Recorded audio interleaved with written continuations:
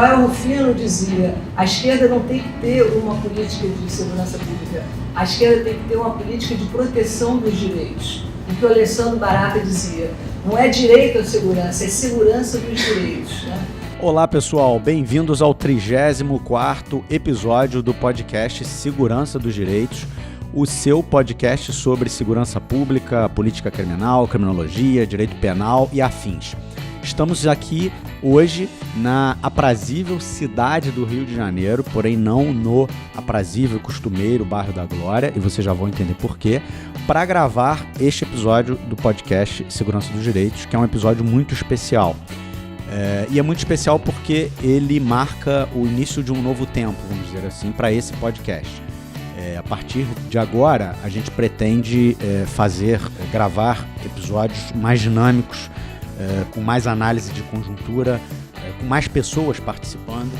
E para isso, a gente passa, nesse momento, a contar com o inestimável e luxuosíssimo protagonismo de pelo menos 4 amigos que estão aderindo a esse projeto nesse momento. E vocês já vão saber quem são eles. E eu vou ter muito prazer de, a partir de agora, contar com a participação deles na gravação dos nossos episódios. Eu tenho certeza que isso vai enriquecer enormemente aqui a nossa iniciativa. Bem, só para lembrar vocês que nós estamos disponíveis em praticamente todos os canais de áudio, isso continua absolutamente igual, lá no SoundCloud, lá no Spotify, no aplicativo nativo da Apple, e também temos aquele canalzinho ali do YouTube, onde só aparece o áudio, mas também dá para nos ouvir pelo YouTube. E temos também um perfil no Twitter, né? O perfil @segdireitos. Temos também um e-mail, que é o seguranca2direitos@gmail.com, de forma que não faltam aí canais de comunicação, contato e interação com a nossa audiência qualificada. E já vou avisando que eu espero aí receber muitos comentários, muitas críticas e muitas sugestões a partir desse novo formato que a gente vai estar adotando daqui para frente, que vai ter mais gente participando comigo do podcast. Eventualmente eu nem vou estar aqui. E a gente está propondo um novo formato, mais dinâmico, mais polêmico, mais interativo enfim, com mais uma pegada de análise de conjuntura, mas sem também perder de vista aquele nosso jeito de debater, né? Com profundidade, com seriedade e a partir de marcos, enfim, acadêmicos, científicos que a gente tanto preza. Tudo bem? Bom, pessoal, e sendo, digamos assim, um pouco mais específico, eu queria dizer que esses 4 amigos, colegas e parceiros que estão aqui hoje comigo nessa gravação integram a equipe do Introcrim.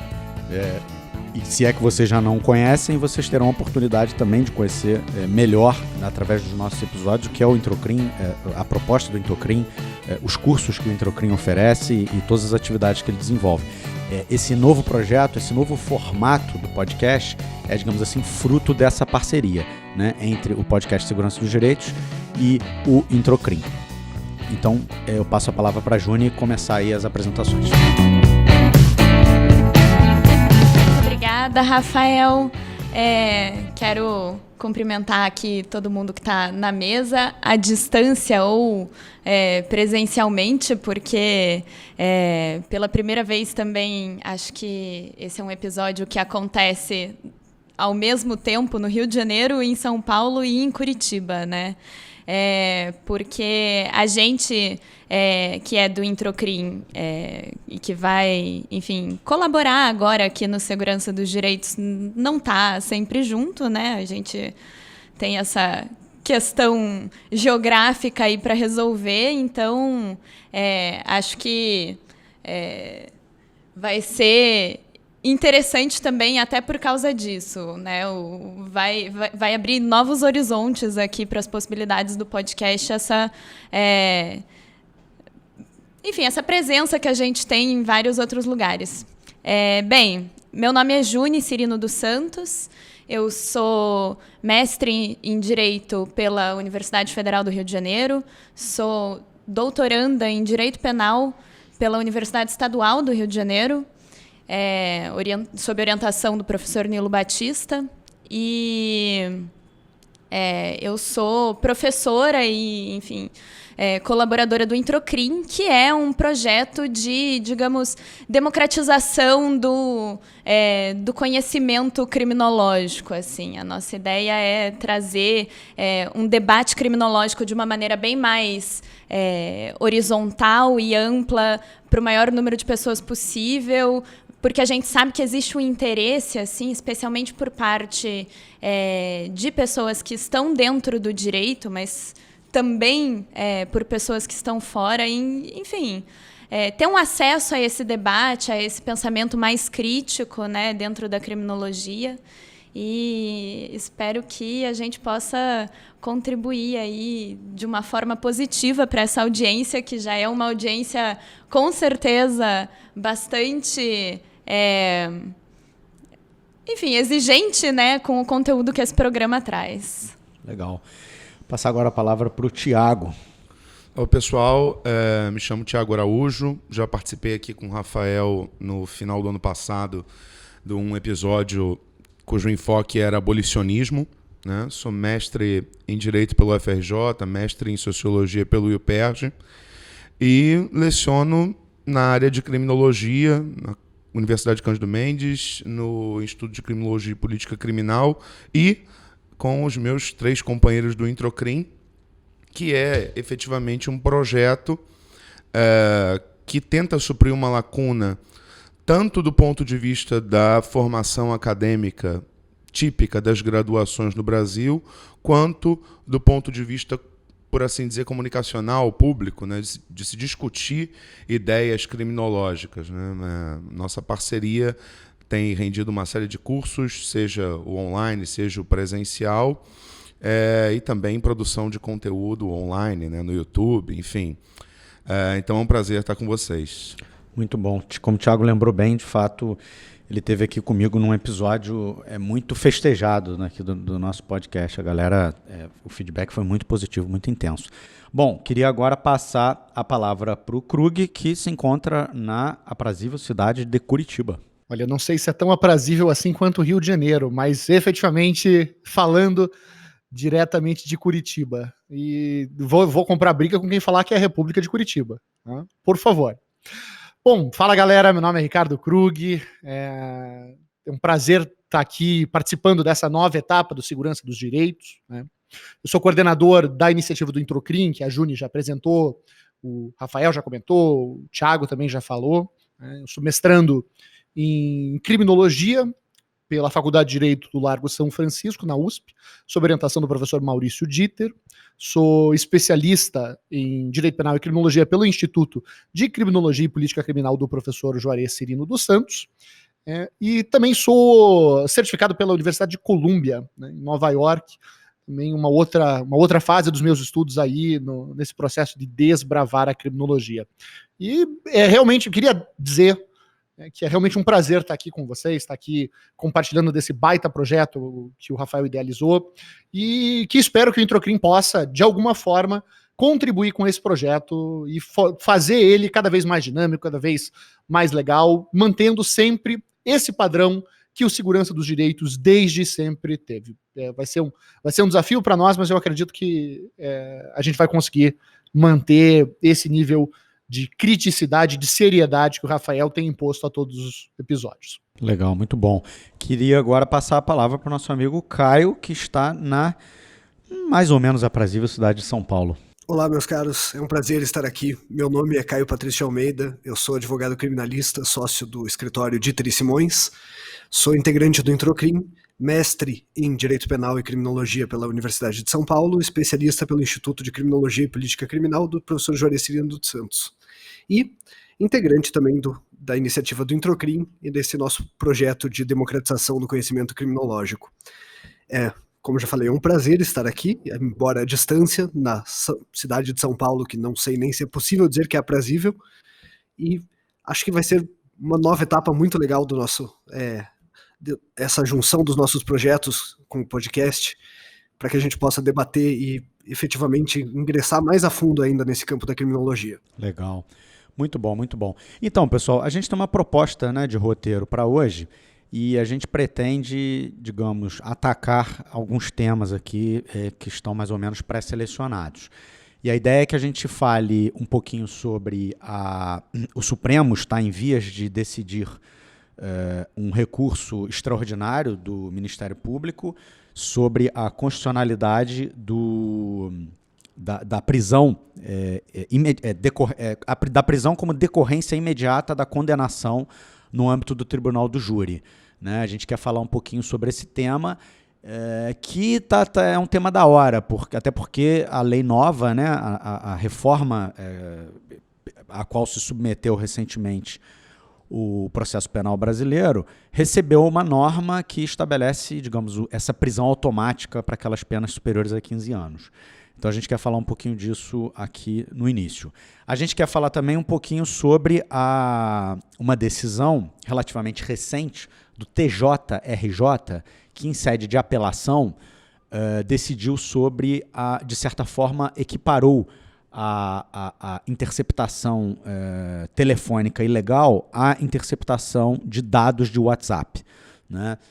Uma decisão feliz e rara do Tribunal de Justiça do Rio de Janeiro, que resolveu dizer que, para ter acesso a dados do WhatsApp, o agente policial, o agente de persecução, ele também está submetido à reserva de jurisdição. A gente vai contar um pouquinho da história que levou a essa decisão e a decisão propriamente dita. E, por fim, a gente quer falar sobre uma recomendação do CNMP, que gerou alguns risos aí, principalmente na rede social na última semana, que é uma recomendação redundante, uma recomendação esquisita, bizarra, eu diria, mas que recomenda que os membros do Ministério Público não exerçam atividades típicas de magistrado.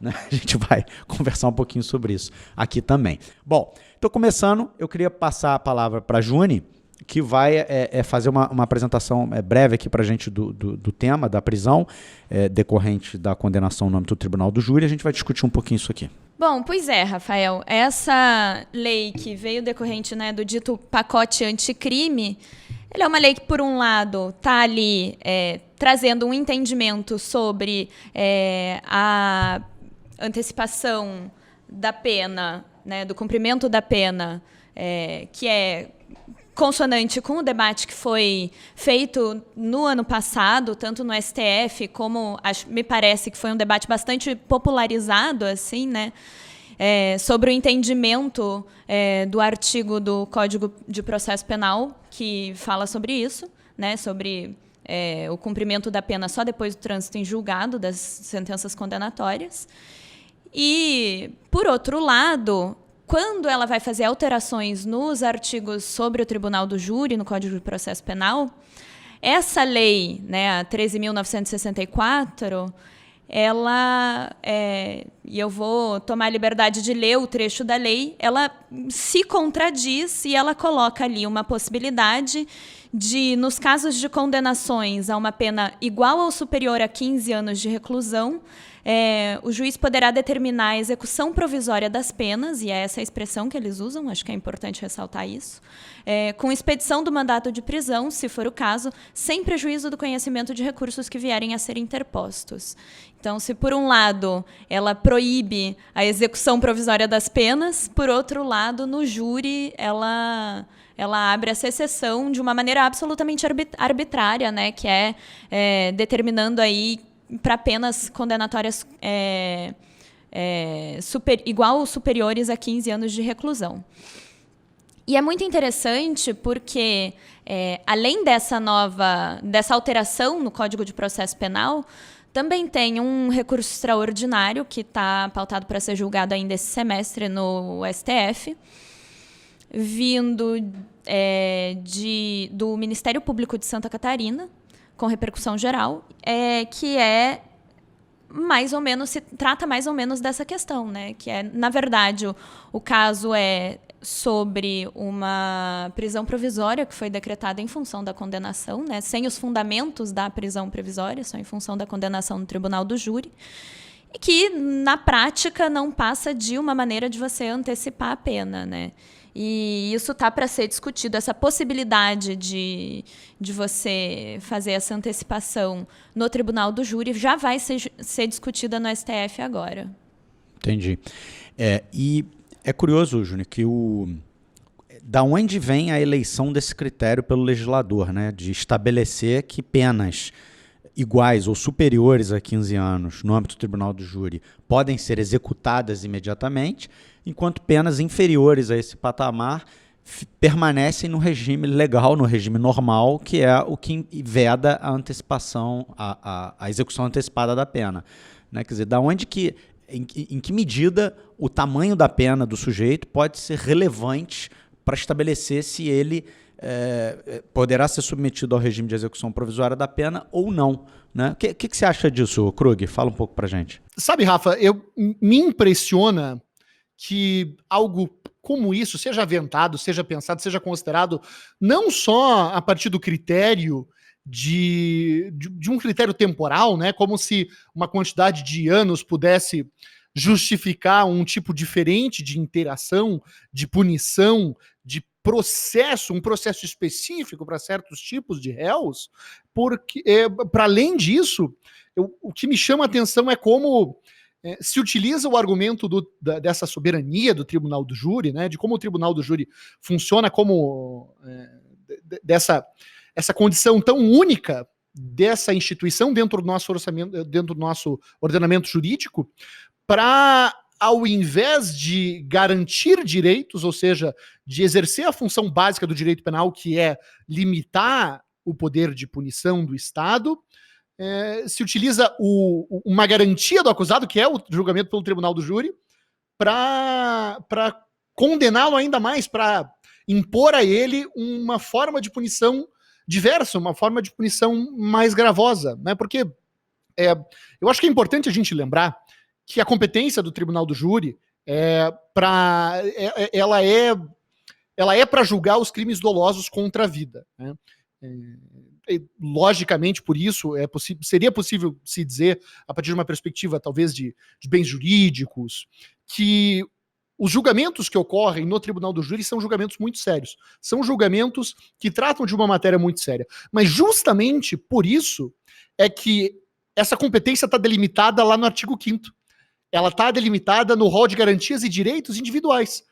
Ou seja, o que me chama a atenção de toda essa história, de toda essa proposta, dessa mudança, é como o discurso de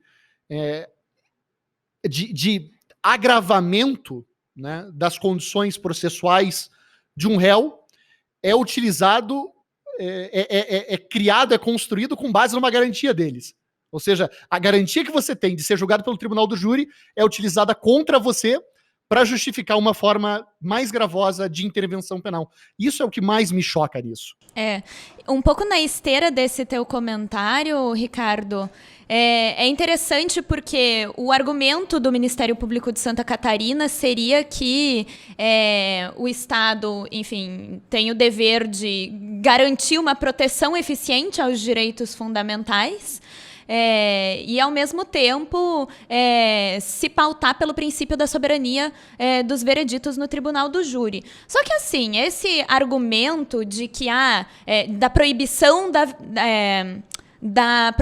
da proteção deficiente a direitos fundamentais, ele é um argumento que é derivado do princípio da proporcionalidade, e o princípio da proporcionalidade, nesse sentido, é um princípio da proporcionalidade que ele tem, digamos, ele é binário, assim, porque, por um lado, você tem a proibição do excesso, né, a proibição do excesso de exercício do poder punitivo do Estado contra o cidadão, que é, digamos, a vertente do princípio da proporcionalidade, que é no sentido de garantir direitos individuais, né, liberdades e direitos individuais, e, por outro lado, sim, o princípio da proibição, aliás, a proibição da proteção deficiente de direitos fundamentais, que seria no sentido de garantir que o Estado não seja omisso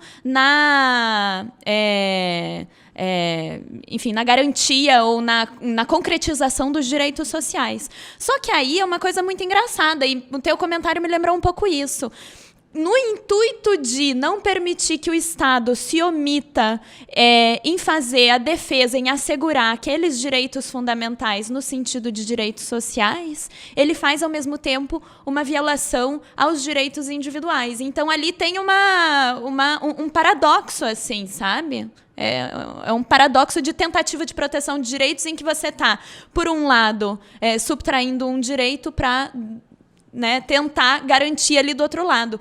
Só que é um paradoxo que é absolutamente irracional, é ilógico, porque você está subtraindo direitos para tentar garantir direitos de outro lado, só que nesse movimento você está, na verdade, subtraindo direitos individuais e não está garantindo o direito do outro lado, porque não é um instrumento penal que vai garantir a efetividade desses direitos, né? Eu acho que quem acompanha o podcast aqui há algum tempo está mais do que, enfim, acostumado com a ideia, né, de pensar que, enfim, o instrumento repressivo, o instrumento penal do Estado não é um instrumento de garantia de direitos no sentido de efetivação de direitos sociais. É, no máximo, um instrumento que pode ser utilizado a partir de uma racionalidade que garanta ali um mínimo de liberdade, de, enfim, direitos individuais para aquele cidadão que é objeto dessa repressão penal do Estado. Exatamente, Juni. E assim, o que mais me chama a atenção chega até a ser um pouco irônico, é nós estarmos discutindo isso num podcast chamado Segurança dos Direitos. No final das contas, é exatamente isso, né? Como é que a gente faz? O que importa aqui? Né? Você não quer um direito à segurança, você quer uma segurança, você quer a segurança dos direitos. Então, me chama a atenção, todo esse exercício hermenêutico, por assim dizer, para se tentar justificar o injustificável. É uma subversão da função do direito penal, da função do processo penal, certo? É isso que me chama a atenção em toda essa situação. De novo, uma tentativa de transformar o direito penal não num instrumento de controle, de limitação do poder punitivo do Estado, de transformar o processo penal não numa garantia do acusado, uma garantia não só do acusado, mas de todas as pessoas, mas em instrumentos de efetividade de segurança pública. E a lógica não pode ser por aí, né? Legal. Eu queria ouvir um pouquinho o Caio, mas antes eu queria falar uma coisa que me ocorre a partir das reflexões de vocês, que é o seguinte: existe um certo fetichismo em torno desse conceito de soberania das decisões do Tribunal do Júri, né? Eles confundem esse conceito de soberania com o trânsito em julgado. O fato da decisão do Tribunal do Júri ser soberana não significa que ela transita em julgado no momento em que ela é emitida. Uma coisa é uma coisa, outra coisa é outra coisa. E eu acho que é mais de uma confusão que as pessoas fazem aí, né? Porque tem também o fato de ser uma decisão colegiada. Agora, é uma decisão colegiada que não deixa de ser uma decisão de primeiro grau, né? O que torna tudo isso que a gente está discutindo aqui ainda mais grave. Sim. E há previsão expressa na nossa legislação processual penal de possibilidade de anulação da decisão do Tribunal do Júri. Quer dizer, a decisão do Tribunal do Júri, como qualquer outra decisão judicial, ela apesar dela ser soberana, ela é passível de controle, né? Então, assim, se ela é passível de controle, ela tem um momento específico para transitar em julgado. E esse momento não é o momento do tribunal. Eu tenho a impressão que o esforço aí do legislador é para operar no simbólico, né? Aliás, como todo legislador em matéria criminal gosta de fazer. Operar no simbólico é ter o sujeito saindo algemado da sessão de julgamento do Tribunal do Júri. O que eles não admitem é que alguém possa ser condenado numa sessão do Tribunal do Júri e saia dali solto, né? E possa aguardar o trânsito em julgado ali em casa, trabalhando, fazendo o que quiser. O que você acha, Caio? Olha, eu, inclusive, acho bem pertinente essa observação, porque justamente no recurso extraordinário do Ministério Público de Santa Catarina, um dos argumentos utilizados por eles, quando eles falam da soberania do veredito do Tribunal do Júri, é que, em função da garantia constitucional de soberania, né, não seria possível rever a condenação, o que é uma falácia, certo? Porque o próprio Código de Processo Penal fala expressamente na possibilidade de apelação quando a decisão for contrária à prova dos autos. E mais do que isso também ignora que o duplo grau de jurisdição é uma garantia fundamental, é uma garantia que está expressa, inclusive, no Pacto de São José da Costa Rica. E o duplo grau de jurisdição ele seria completamente suprimido se nós tomássemos a ideia de que a soberania do júri significa, como você bem falou, um trânsito em julgado material da decisão. Isso não pode, não teria como isso coadunar com o nosso sistema processual. Arrisco dizer com nenhum sistema processual de um Estado de direito. Mas eu queria também voltar, assim, esse ponto deles terem um marco temporal da punição, do quantum de pena, determinando que acima de 15 anos a pessoa tem de ser recolhida à prisão, e o fato de que chama bastante atenção por eles terem escolhido de uma forma aparentemente arbitrária 15 anos, mas eu interpreto isso de uma forma um pouco diferente. Ao meu ver, isso nada mais é do que a positivação de uma prática bastante questionável da jurisprudência de utilizar a ideia de gravidade concreta do delito como fundamento da cautelar. Porque, basicamente, certo, assim,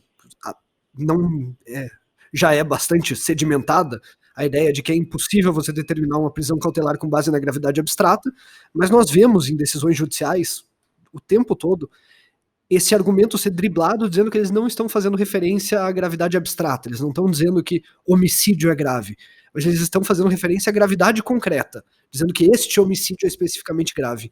Me parece que, assim, incluir um quantum de pena e dizer que acima disso a pessoa tem de ser presa, por mais que eles não falem em finalidade cautelar, né, eles estão transformando uma prisão que é cautelar em uma execução definitiva de pena, isso para mim é uma espécie de positivação de uma das piores práticas da nossa jurisprudência.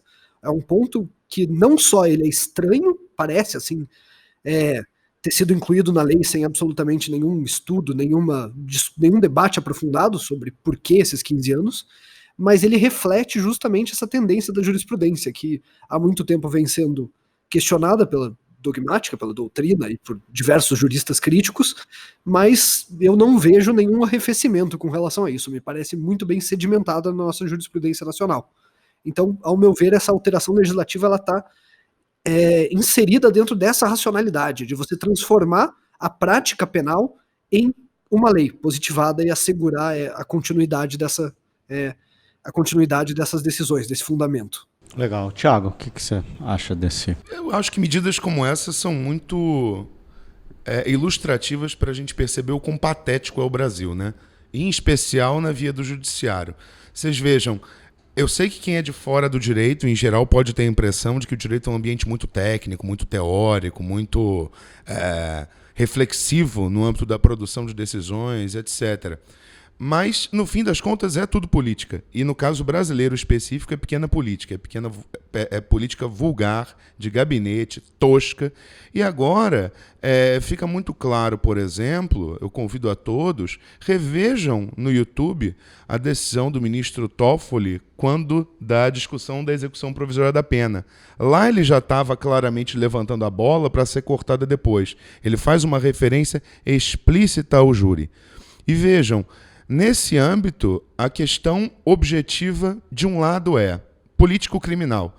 Você não tem nenhuma pesquisa, você não tem nenhum argumento racional, você não tem absolutamente nada que fundamente a hipótese de que, em casos de pena superior a 15 anos, determinadas por um júri constituído, o ideal seria, em caso de condenação, proceder à prisão do condenado. Qual foi a pesquisa? Qual o argumento para isso? De onde é que surgiu essa ideia? Da cabeça de um demente, né? É óbvio que é da cabeça de uma pessoa que não tem o mínimo de preparo teórico e que se aproveita do punitivismo e do medo que assola a sociedade brasileira, reproduzido justamente por esse tipo de discursividade, para legitimar esse tipo de medida. E vejam que ela não sustenta nem pela sua própria base. O argumento é que a prisão tem que ocorrer porque o Júnior é soberano? Bom, em primeiro lugar, como o Rafael bem colocou, soberania não é o mesmo, né, do que ser uma decisão absoluta que não pode ser contestada em sede recursal. Em segundo lugar, vejam que coisa interessante.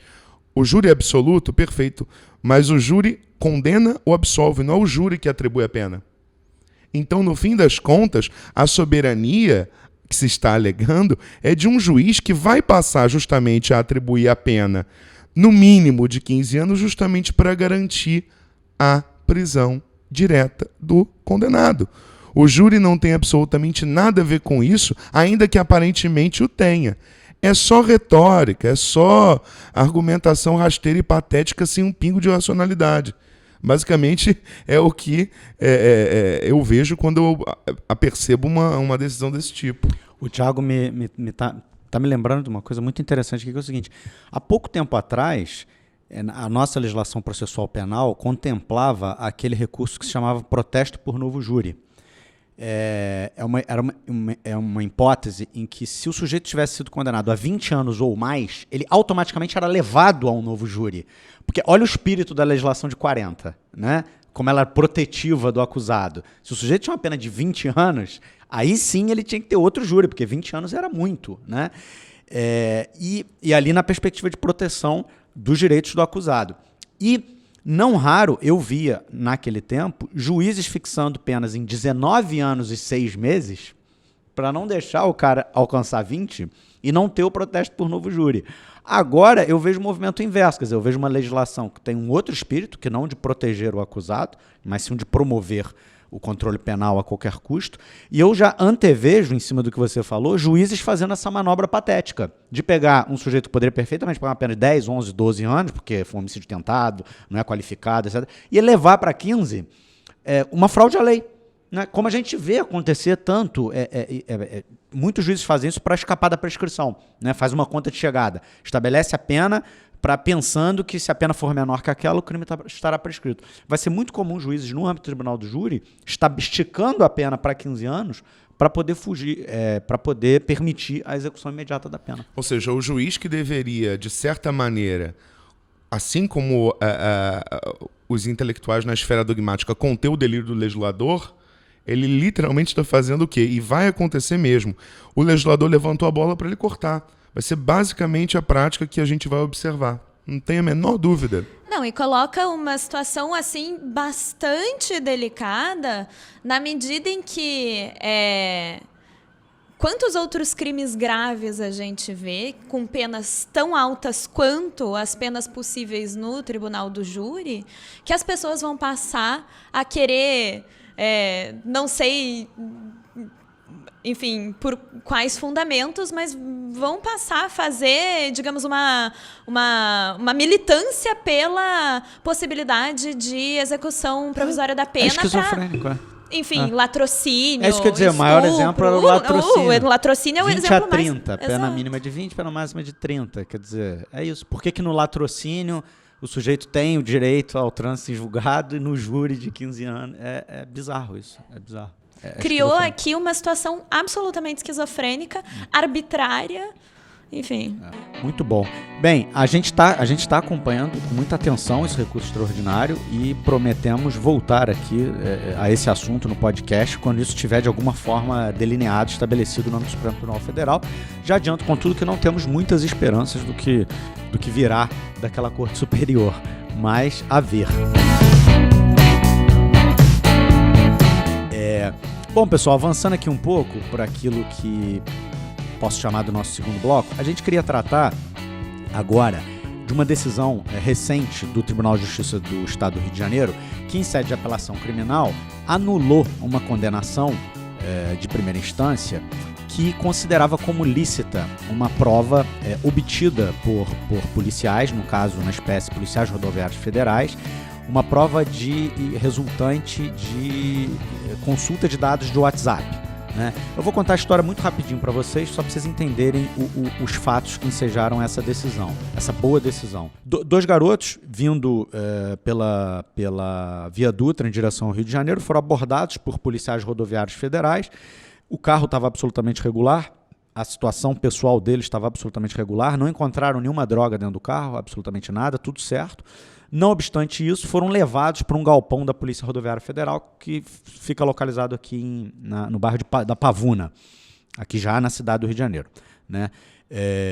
Lá eles sofreram uma série de violências, sobretudo psicológicas, e um deles foi obrigado a colocar o dedinho, a digital, né, no celular para abrir os arquivos do celular e, portanto, abrir o seu WhatsApp. Bom, com acesso ao WhatsApp de um desses garotos, um dos policiais acabou conseguindo estabelecer contato com um terceiro garoto que se encontrava no Rio de Janeiro e o policial, fazendo-se passar pelo dono do WhatsApp, combinou um encontro onde eles, enfim, os 2 garotos que vinham de São Paulo receberiam uma droga, né, uma determinada quantidade de droga. Bom, esse encontro foi marcado, esse encontro aconteceu em Copacabana. No momento desse encontro, os policiais não fizeram absolutamente nada, porque é evidente que aí era uma hipótese de flagrante preparado, né? Ninguém tinha dúvida disso. Aquele flagrante foi preparado pelo próprio policial que invadiu o WhatsApp do garoto que vinha pela Via Dutra. Então os policiais não fizeram nada nesse momento. Só que os policiais seguiram o garoto de Copacabana, que teria feito a entrega da droga, até a sua casa e invadiram a casa desse garoto, sem mandado de busca e apreensão, evidentemente. Lá dentro da casa do garoto acharam uma determinada quantidade de droga e procederam à sua prisão em flagrante. Esse garoto foi condenado a 1 ano e 8 meses, né, de prisão, muito embora a pena mínima do crime de tráfico de drogas seja 5 anos. O juiz de primeira instância, embora tenha reconhecido a legalidade da prova, embora o tenha condenado, aplicou o redutor máximo, né? Fez isso porque se tratava de um garoto branco da classe média, né? Os juízes não costumam fazer isso com pobres e favelados. É bom que façam com os brancos, mas de classe média. Não estou maldizendo isso, não, mas é muito notória a diferença de tratamento. O fato é que ele recebeu a pena de 1 ano e 8 meses. A defesa recorreu ao Tribunal de Justiça do Rio de Janeiro. O Tribunal de Justiça do Rio de Janeiro, numa decisão ousada, digamos assim, um pouco fora dos seus padrões, decidiu declarar a ilegalidade dessa prova, né? Decidiu que não é possível acessar o WhatsApp de uma pessoa sem autorização judicial. Quer dizer, decidiu, de certa forma, equiparar o acesso ilegal, o acesso ao WhatsApp sem autorização judicial, àquela interceptação telefônica irregular, aquela interceptação telefônica ilegal. E aí toda a prova foi considerada ilícita por derivação, né? E essa sentença condenatória acabou sendo reformada em função disso, né? Eu acho que foi um momento muito feliz do TJRJ, né? De consagração aí dos direitos fundamentais e também, de certa forma, de entender, de abraçar digamos, o avanço tecnológico, né? Muitas aspas em avanço tecnológico, porque o WhatsApp é uma coisa que já existe há muito tempo, né? E muitas coletas ilegais de prova têm sido feitas ao arrepio aí do que diz a Constituição. Então, sabe, Rafa, eu acho que você tocou num ponto aí que é muito importante de esclarecer, porque quando a gente fala aí interceptação telefônica, interceptação telemática, eu não sei se todo mundo tem noção exatamente do que a gente está falando. E esse é um caso que, como você falou, é um caso muito específico, né? Veja, a nossa legislação originalmente, quando pensou em interceptação telefônica, foi desenhada, foi feita numa época onde, gente, não se sonhava em WhatsApp, né? Não era uma realidade. Então, essa decisão, é natural que existam mudanças e existam tentativas de atualizar a nossa legislação para que ela também chegue à época, né, a nossa época, à contemporaneidade. Acho que isso é algo perfeitamente natural e desejável, né? Só que eu acho que é importante esclarecer o que a gente entende aí por interceptação telefônica, o que tudo isso pode significar. Quando a gente fala originalmente em interceptação telefônica, nós estamos falando numa ação executada por uma companhia telefônica que faz a mediação entre 2 linhas telefônicas para efetivamente grampear, né, aquela ligação. O que é? Eu estou falando com o Caio pelo telefone, numa linha telefônica, essas informações são passadas pelo cabo das operadoras telefônicas, vão até a central telefônica, e a partir daí, o que se fazia até então, o que se faz até hoje, na verdade, o juiz pediu uma ordem específica para que essas operadoras, a partir daquele momento, então, começassem a monitorar e interceptassem os conteúdos que fossem passados. Isso, tradicionalmente, né, assim que foi pensada a interceptação telefônica. Hoje, em tempos de WhatsApp, de Telegram, a coisa muda um pouquinho de figura, né? E acho que é importante esclarecer quais as particularidades disso dentro do nosso mundo digital, certo? Vamos pensar aí no WhatsApp como um exemplo. O WhatsApp, eu acho, se eu não me engano, o Brasil é o 2º país que mais utiliza o WhatsApp do mundo. E estou realmente seguro de que essa é a plataforma mais popular de comunicação hoje em utilização no nosso país, de comunicação digital. Como é que o WhatsApp funciona? Bom, o WhatsApp pode funcionar tradicionalmente como um serviço de troca de texto, né, de mensagem de textos. Acho que essa é a concepção original dele, como a maioria das pessoas usa. Mas ele também pode ser usado como um instrumento de comunicação por voz, né? Você pode fazer chamadas telefônicas pelo WhatsApp também. E vamos pensar, o que a autoridade policial, né, pode fazer nesse processo de investigação para descobrir essas informações, para interceptar essas informações? Tradicionalmente, como eu expliquei, você tem uma interceptação remota, né? Você tem duas pessoas falando e sem que elas saibam, você tem uma operadora telefônica que entra e intermedia essa relação e consegue captar as informações que estão sendo trocadas ali, né, na interceptação telefônica tradicional. Com o WhatsApp isso já não é mais possível.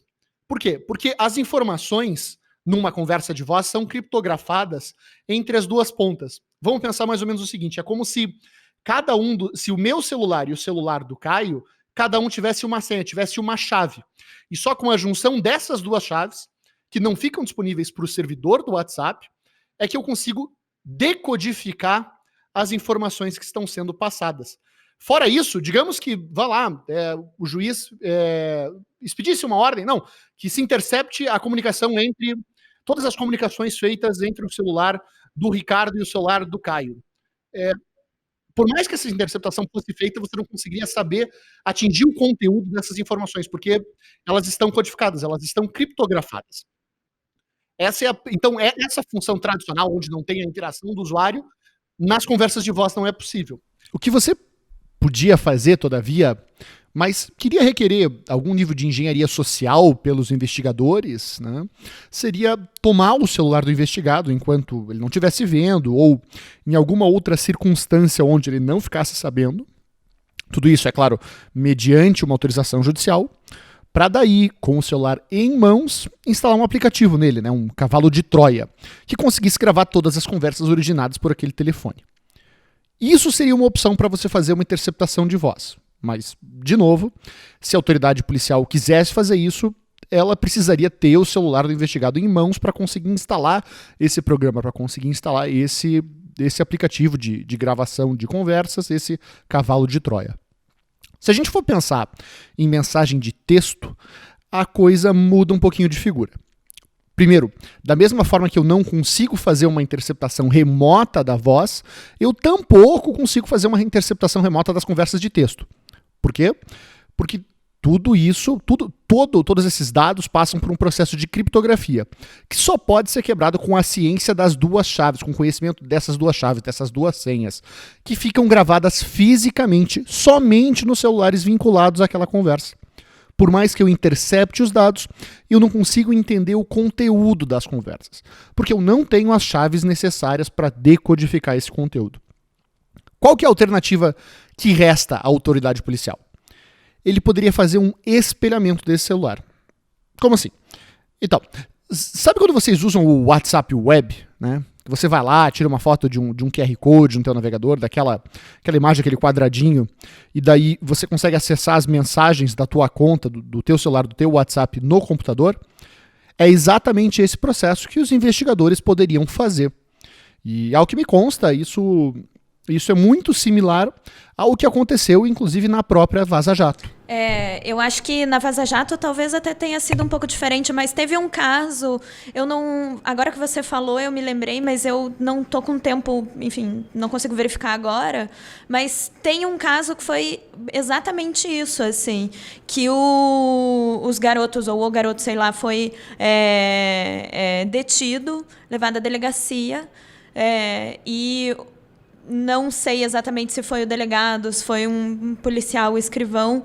Alguém espelhou o celular do garoto no computador da delegacia e o garoto foi liberado e o computador continuou sendo espelhado até, enfim, surgir ali naquele espelho. Não sei se foi utilizado o WhatsApp Web ou se foi outra coisa, mas até surgir ali naquele espelho as informações que, enfim,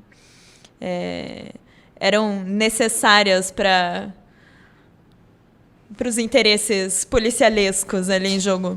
Seria interessante se, de repente, a gente se comprometesse a trazer uma resposta sobre esse tipo de intervenção que a gente Boa. Que a gente faz no próximo episódio, porque eu não sei o que...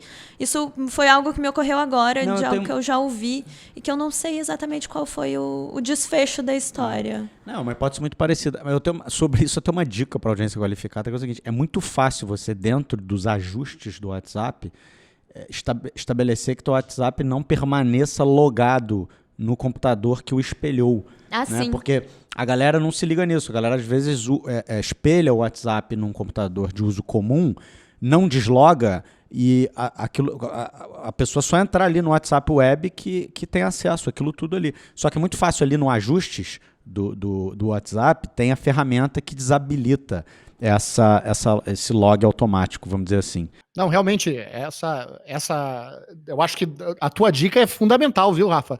Porque você tem que, às vezes, a melhor forma de você evitar esse tipo de invasão é você tomando os cuidados necessários. Veja, acho que a gente até pode entrar no tema um pouquinho da Vaza Jato depois, mas existem cuidados objetivos que você pode tomar para você evitar que...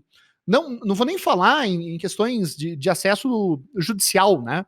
Mas você evitar que outras pessoas tenham acesso a informações que você está compartilhando. Eu acho que isso é muito importante. Mas só para fechar ali o meu ponto do que eu estava falando, explicando ali na conversa de chat, você não consegue fazer o remoto. Você pode fazer pelo espelhamento, mas você também precisa do celular da pessoa, né? Como o Rafa mencionou aí, né? Você entrou... o caso que efetivamente a pessoa entrou na delegacia, fez o espelhamento e aquilo ali continuou. Só que nenhum desses casos, que são os casos aí tradicionais, as formas mais tradicionais que a gente poderia pensar nessa questão, na questão do acesso aos dados, é o que a gente está discutindo. O que a gente está discutindo é algo muito mais básico. É a autoridade policial, no meio do flagrante, ou numa situação meramente especulatória, como era o caso, né? Não tinha indício do cometimento de nenhum delito, absolutamente nada, ela coagir qualquer pessoa, efetivamente, o acusado, o investigado, aquela pessoa que ela está abordando na hora, a ceder informações, a ceder a sua digital ou a ceder a senha para permitir o acesso dela a isso.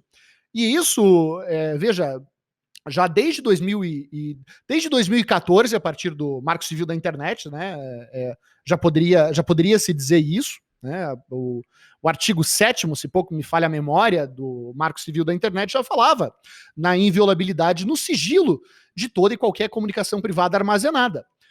A exceção disso, a chance de que isso seja violado é uma só, por ordem judicial.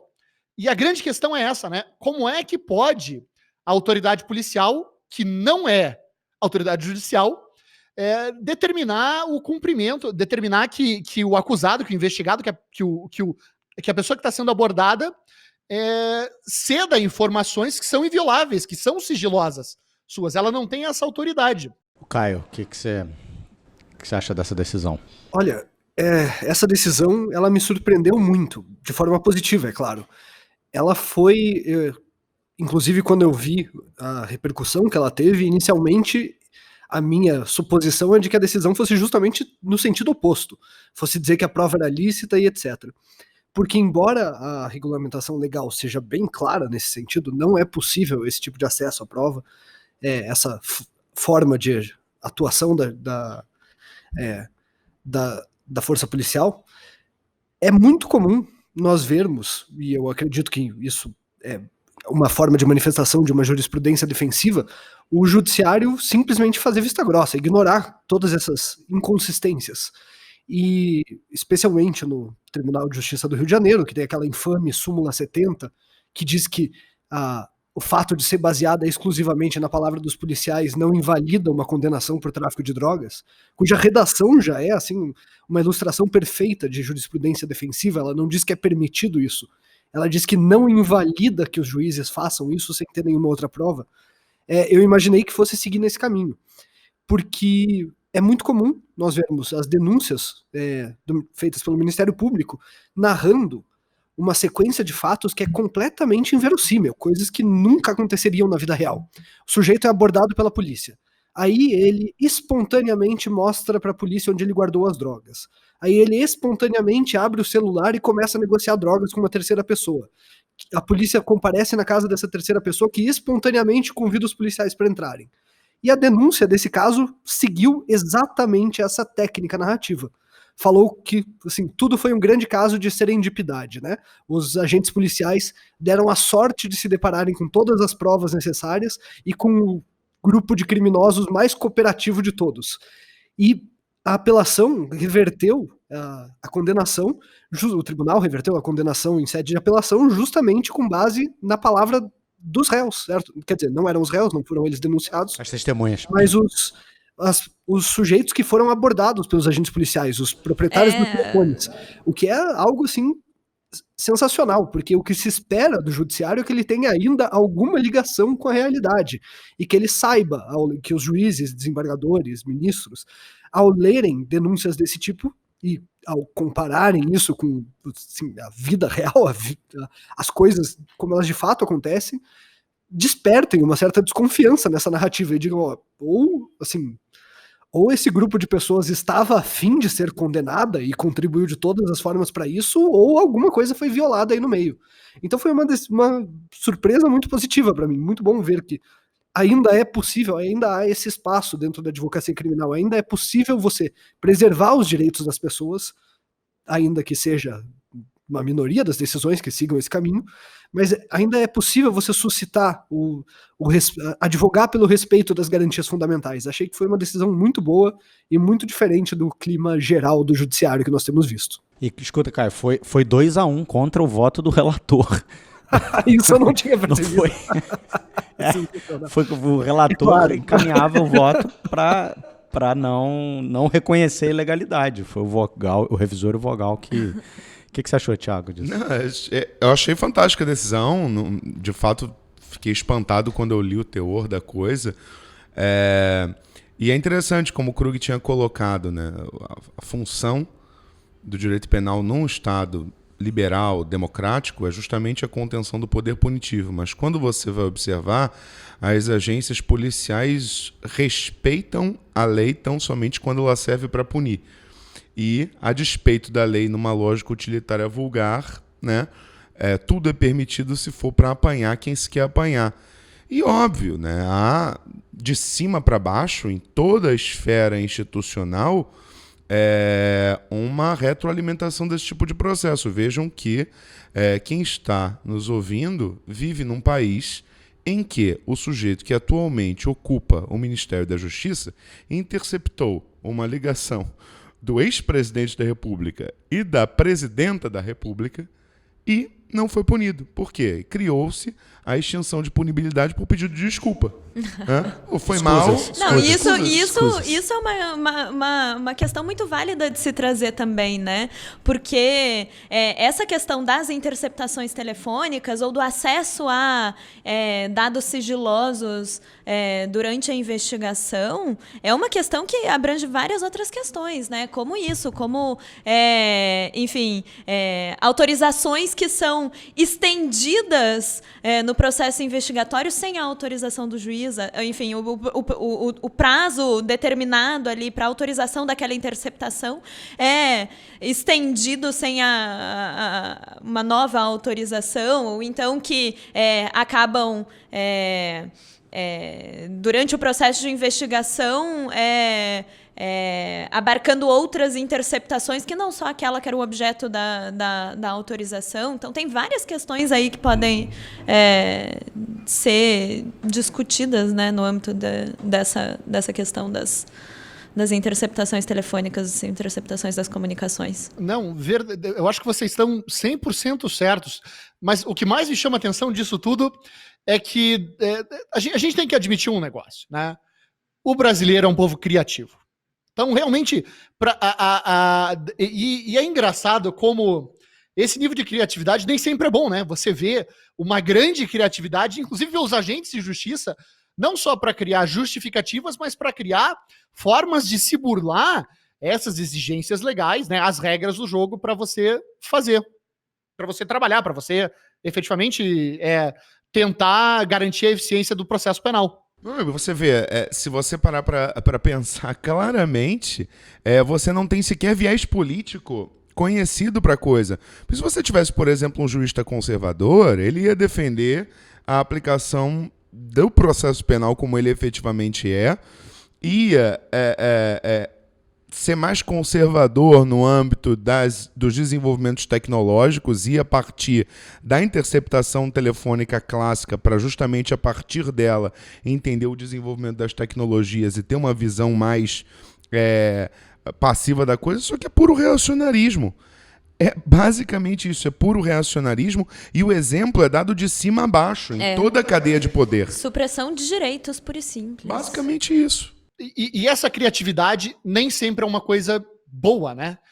Assim como você tem pessoas sendo criativas para coisas excepcionais, você às vezes tem autoridades policiais que também são extremamente criativas.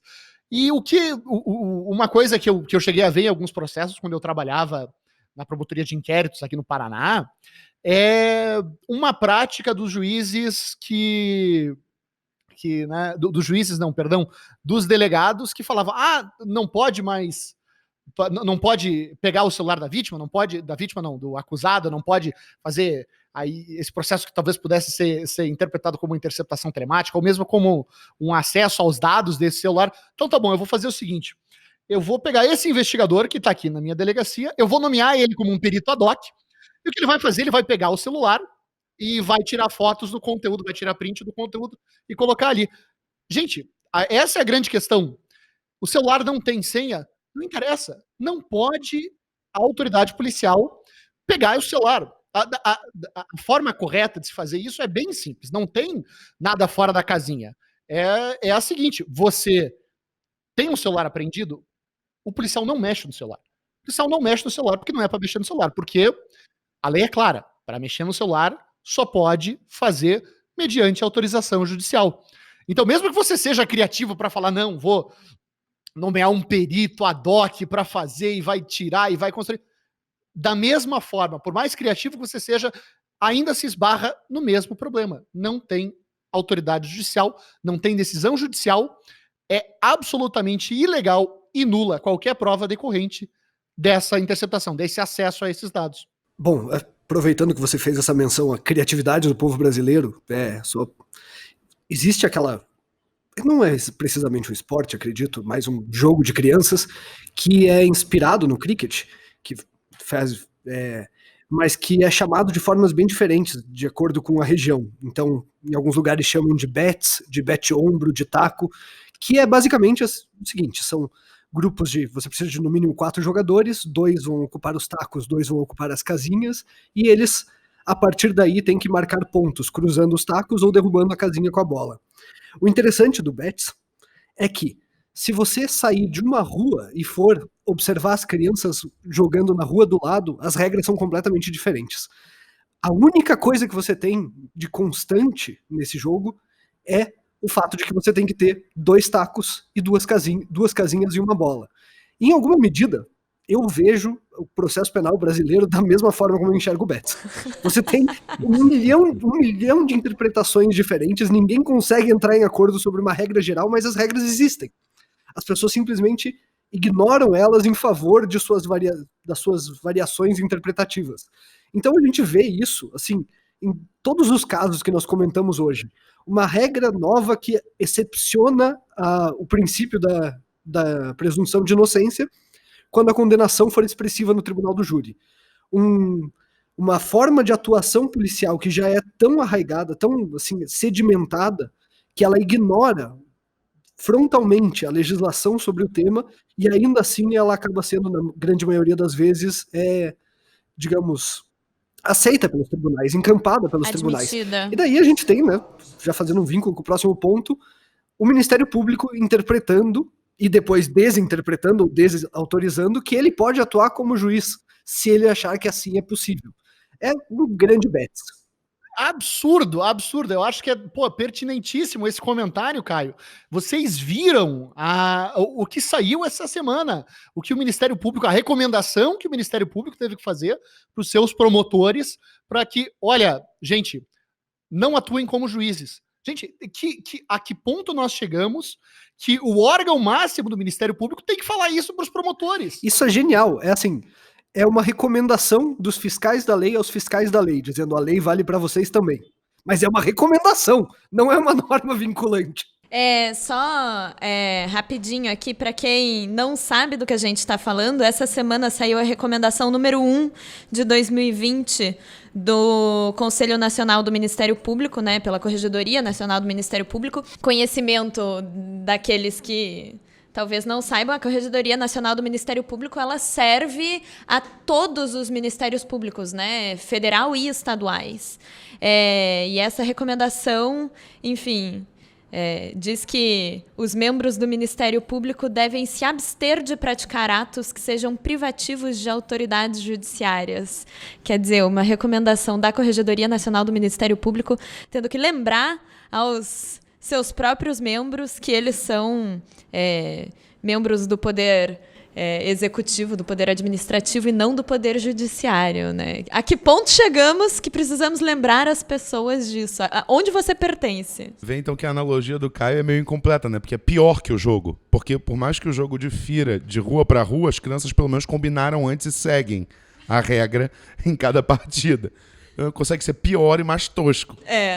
Na verdade, aqui a gente tem os 2 bets, as 2 casinhas e a bolinha, mas o nome do jogo não é o mesmo, as regras do jogo não é o mesmo, e as pessoas podem fazer o que quiserem com aqueles tacos e com aquelas casinhas e com as bolinhas. Pra continuar na analogia, é mais ou menos o seguinte, como se no meio do jogo de bets alguém chegasse com um bastão, batesse na cabeça do companheiro de jogo e falasse, não, pronto, eu ganhei. Esse é o nível. A gente chegou nesse ponto. E é engraçado. É exatamente isso. Eu sou do seguinte, tem a bizarrice máxima dessa, como se ela não fosse bizarra por si só, né? No artigo 1º, quando eles recomendam que o Ministério Público brasileiro se abstenha de praticar atos típicos de juízes, eles exemplificam. Tá aqui, inciso 1. O que o Ministério Público não pode fazer? Decretação de prisão preventiva. Inciso 2, decretação de prisão temporária. Inciso 3, determinação de busca e apreensão. 4, revogação ou relaxamento de prisão. 5, expedição de alvará de soltura. 6, decretação de interceptação telefônica. Não só precisamos lembrar que vocês não são membros do Poder Judiciário, como a gente precisa lembrar quais são as atribuições suas e do Poder Judiciário. É como se eu estivesse falando com nécios. É como se eu estivesse falando com estúpidos. Com pessoas que não têm o menor domínio. Mas fica a dica, você está. Pessoas que não têm o menor domínio. E essa é a grande questão, né? Veja, imagine a que ponto nós chegamos na quantidade de problemas que isso já trouxe dessas situações que foram elencadas. Porque, veja, ninguém escolhe uma lista dessa do nada, ninguém tira isso do chapéu. Sim. Se chegou no ponto para isso se tornar uma recomendação com essas determinações tão específicas, com essas orientações tão centradas em exemplos tão específicos, a gente imagina a quantidade de casos que nós temos isso. Ou seja, a gente vê, quem acompanhou as reportagens do Intercept, quem acompanhou todo o escândalo da Vaza Jato, vai lá, olha aquilo e fala, meu Deus do céu, os promotores estão combinando com o juiz, né? Ou, para usar o exemplo extremamente apto, né? Tá combinado com os russos, né? Tá combinado com o russo.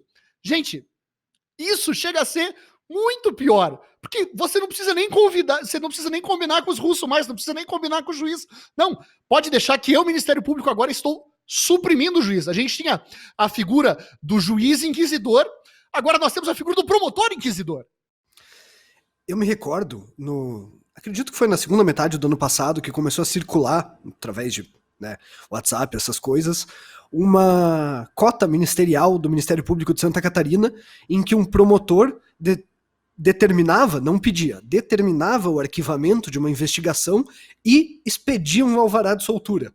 Algo que, assim, é muito surpreendente, não só porque ele está atuando no lugar do juiz, mas porque ele está sendo mais garantista do que o juiz provavelmente seria. E assim, nessa era em que a velocidade das informações é tão rápida, não demorou, se eu não me engano, foi uma questão de uns 2 ou 3 dias para que o Ministério Público de Santa Catarina emitisse uma nota oficial em que ele justificava essa prática dos promotores expedirem os alvarás de soltura, dizendo que isso seria melhor interesse do réu, que de fato pode ser, e que também prezaria pela celeridade processual. Só que tudo isso está ignorando o ponto central, assim, que você tem a divisão das competências na Constituição. E eles não estão simplesmente ignorando uma lei, ignorando o princípio, ignorando a doutrina. Eles estão repudiando, assim, agindo de forma diametralmente oposta aos limites da atuação deles na Constituição.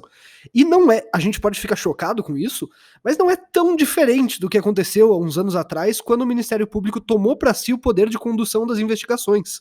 Quando existe uma divisão constitucional bem clara, que coloca ele no papel de fiscal da investigação realizada pela polícia. E ele, a partir de uma resolução interna, e portanto sem força de lei, sem capacidade de afetar pessoas que não são membros do Ministério Público, e logo não pode ter como objeto uma divisão de funções que extrapola as funções constitucionais, ele se conferiu poderes de investigação e depois houve uma ação direta de constitucionalidade para afirmar a constitucionalidade dessa resolução. Isso assim foi surreal e passou. É verdade. E hoje em dia é o padrão. E a gente agora está vendo eles se apropriando pouco a pouco da função jurisdicional. Claro, né, que agora existe uma recomendação para não fazerem. Mas se a Constituição proíbe, a lei proíbe, qual a eficácia de uma recomendação? Cara, muito bom. Isso que você está falando. A resolução 81 do CNMP é justamente a resolução que regulamenta os procedimentos investigatórios criminais. E aí você vê o MP jogando nas 11, né? Como é impressionante. Essa recomendação, ela surge justamente por quê? Porque está se vendo muitos promotores agindo como juízes. E aí precisa fazer uma resolução, uma recomendação, dizendo que eles não podem praticar aqueles atos. E essa resolução 81 do CNMP, que você se referiu, o que é? É os promotores querendo agir como policiais. Né? Então, assim, eles não cabem na cadeira de promotor, né? E querem ora funcionar como juízes, ora funcionar como policiais e ter respaldo para isso. Pode ser até um comentário um pouco temerário, assim, o que eu vou fazer agora, mas a gente costuma... A gente não, mas, digo, de um modo geral, as pessoas costumam colocar nas mãos do judiciário, até por uma generalização do que é o judiciário, né? Boa parte dos problemas, assim, enfim, de problemas que afetam, assim, a vida, digamos, o bem funcionar da vida em sociedade no Brasil. Mas a verdade é que talvez o problema não seja especificamente no judiciário, né? Pode ser um pouco precipitado falar isso, mas um Ministério Público que é Ministério Público, é polícia e é juiz ao mesmo tempo, me parece um problema maior do que a magistratura ou a própria polícia. Nas palavras do Rogerinho do Ingá, tem que acabar com a justiça! Não, e não parece, mas a gente, quando está falando dessa recomendação do CNMP, a gente está falando a mesma coisa que a gente falava na decisão do WhatsApp.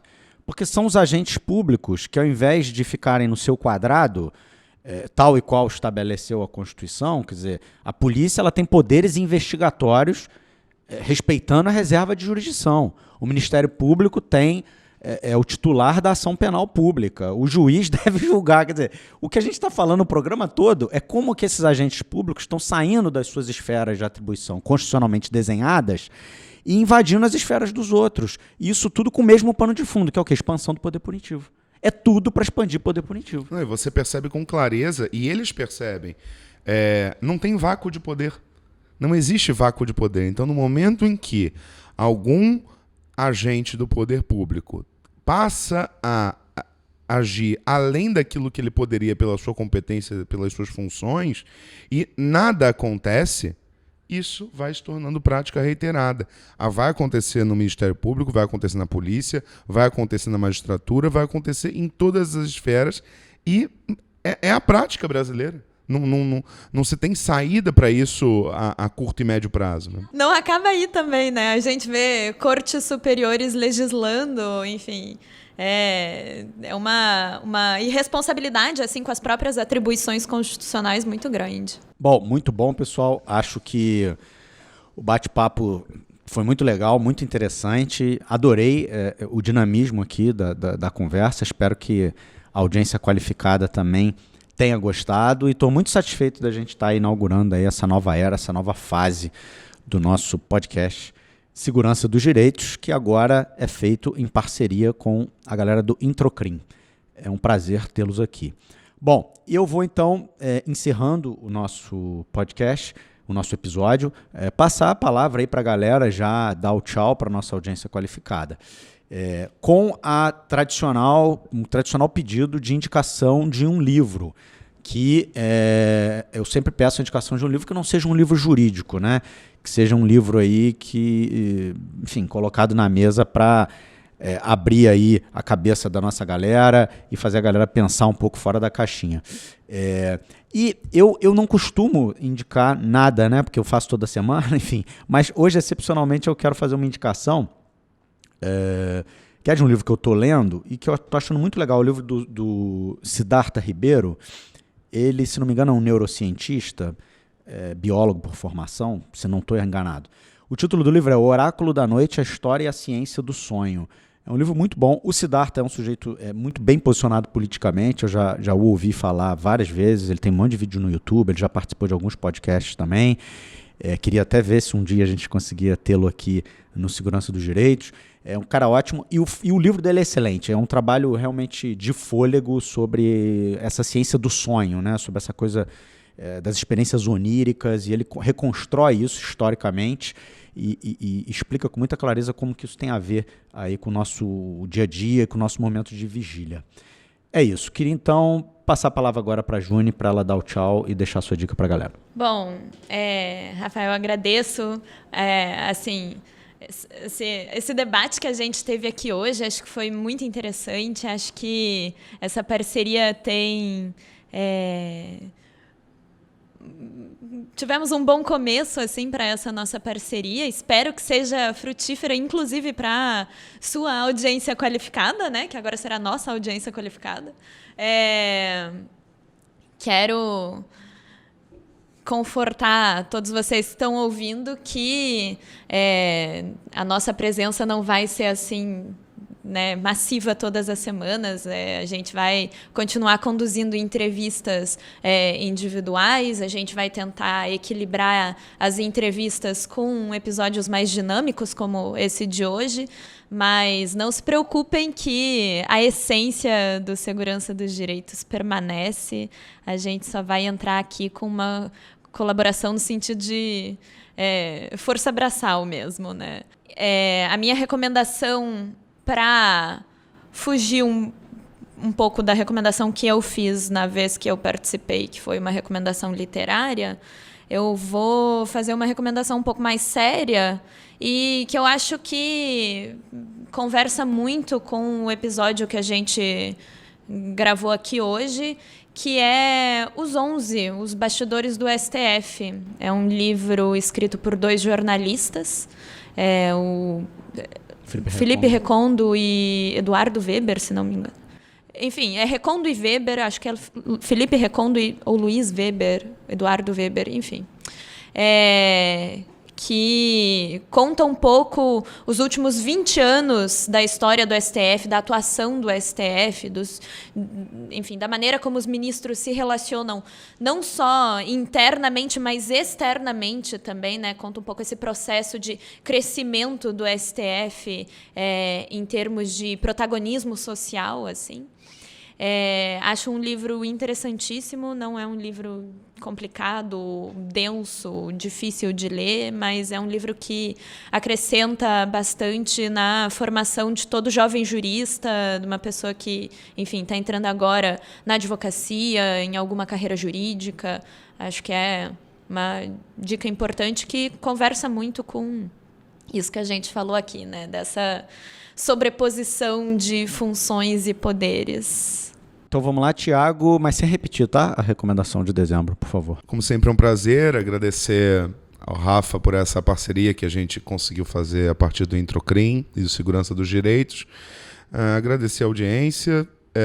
E dica de livro, eu indicaria um que eu comecei a reler essa manhã, né? Já que todo o nosso debate aqui no Segurança dos Direitos e no Introcrim gira, no fim das contas, em torno de processo de criminalização, né? É um livro sobre na cultura ocidental, né, a primeira grande criminalização, mas como eu não sou de indicar a Bíblia Sagrada, eu prefiro indicar o Caim, do José Saramago. Excelente leitura. Muito bom, muito bom. Então, Caio. Bom, foi um prazer. Essa experiência acho que foi bastante proveitosa e eu espero que nós possamos dar continuidade a esse projeto. E a minha indicação de livro vai ser um livro meio batido, mas que tem uma vinculação direta com o tema que nós discutimos hoje, que é a eficácia imediata das sentenças do júri e esse populismo penal, esse desejo das pessoas pela punição, por essa retirada simbólica do réu condenado já preso, que é O Sol é para Todos, do Harper Lee.